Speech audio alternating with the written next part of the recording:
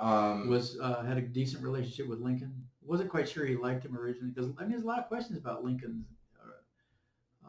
We should probably touch on Lincoln for a Yeah. bit. Well, I mean, he was probably racist. But That's the another argument, one I hear. Lincoln was a Republican and he freed the slaves. well, again, that's sort of true. I mean, I don't want to get knee deep in the Emancipation Proclamation, but you'll note all you have to do is look at the Emancipation and ask this question: where are the slaves being freed? Now, here's the thing: in the Emancipation Proclamation, the slaves that are being freed are the slaves in the South. Now, think about this: a president of the Union is freeing slaves of the Confederacy. So, how effective do you think the Emancipation Proclamation was in the South? I mean, it's like if Putin stands up today and says every American owes me $5, like Americans will go like, well, what?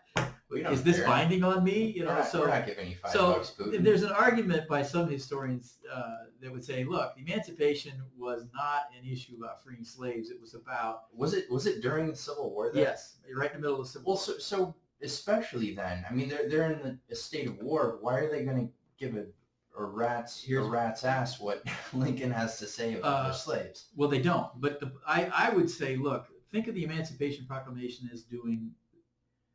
First of all, it's a military measure because in the Emancipation, Lincoln, in freeing the slaves, offers them jobs in the Union Army, like come be cooks and kind of behind the lines, kind of support roles in the Army. So it's also an employment program. Interesting. So it's robbing the South of bodies because after the Emancipation, all through the war, there's a steady stream of slaves headed towards Union camps. So how did they know about the emancipation? Like if you're a slave on a plantation, how would you have known that Lincoln's? Well, there's a network. I mean, itinerant preachers, and there are freedmen. There are freedmen in the South. Not many, but there are freed blacks in the South, and they circulate. Who have access to these kinds of things. So the Emancipation is a military measure that robs resources from the South and puts resources in the Union troops. I'm also going to suggest that the Emancipation keeps Britain out of the war. How so? All through the war, there was a big question: would Britain or Europe in general side with the Confederacy? And there's a lot of reason to fear that because European societies were hierarchical. They would have been comfortable with the Southern hierarchical system. So was there that? And they had a lot of exports too, a lot of value. Now that's the British angle. The British Midlands up in Birmingham and Leeds and the textile areas, they needed Southern cotton.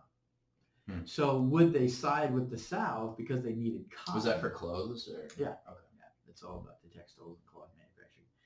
So what I would suggest for your consideration that the Emancipation now makes the war not about Union. It makes it about slavery. England can't get involved in the American Civil War if it's about slavery, because England outlawed slavery back in the 1820s. So how would that look for Parliament to say, yes, let's ally us? Yeah, they can't do this. So I think it's an ingenious foreign policy move on Lincoln's part, the Emancipation.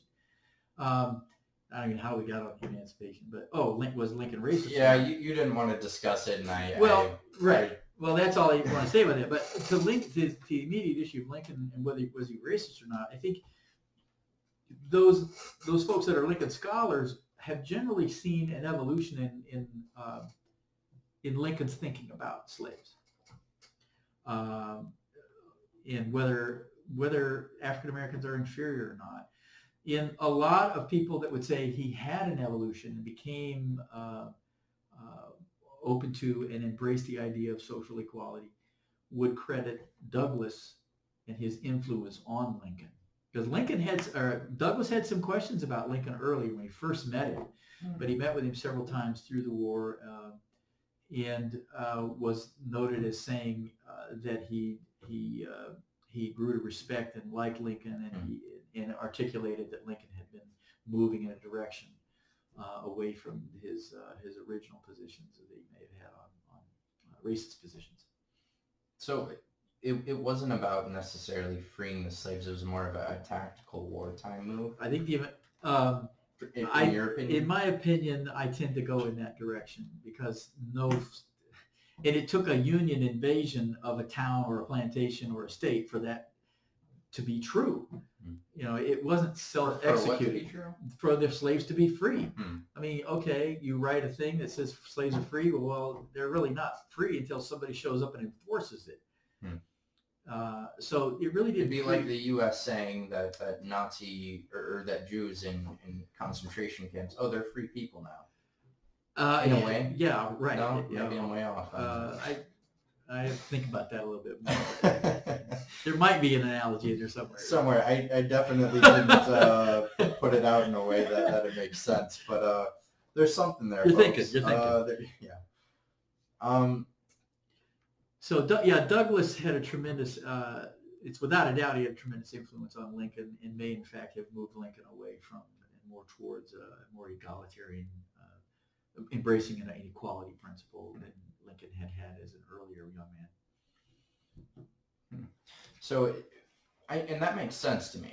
That makes sense to me that there would be multiple tactical military reasons to do that. But I'd like to circle back to your quote that Douglas would also work with Lincoln to do good, even if he was a racist. Work with him. So I think it comes back to your whole framing of this discussion about Douglas. That his relationship with Lincoln may fit in that. I think it does fit within that category of him embracing anybody to work for good.